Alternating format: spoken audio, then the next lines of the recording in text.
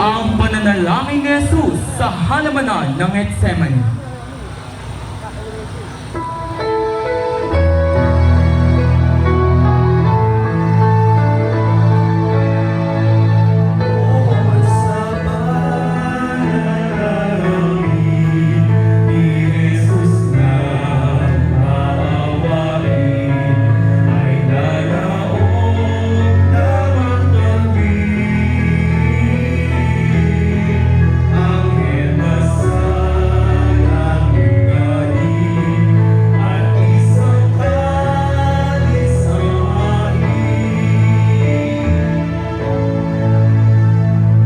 Matapos ang huling hapunan, nagtungo si Jesus kasama ang ilang mga alagad sa halamanan ng Getsemani upang manalangin.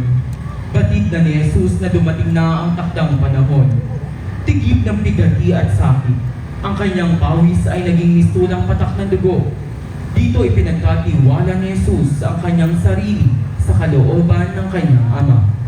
Ang imahe ng pananalangin ni Jesus sa halamanan ng Getsemani ay nasa pangalaga ng pamilya ng yumaong attorney at ginang Luis Enriquez ng Nayon ng San Jose. Nuestro Padre Jesus de la Oración en el Huerto, Maawa ka sa amin.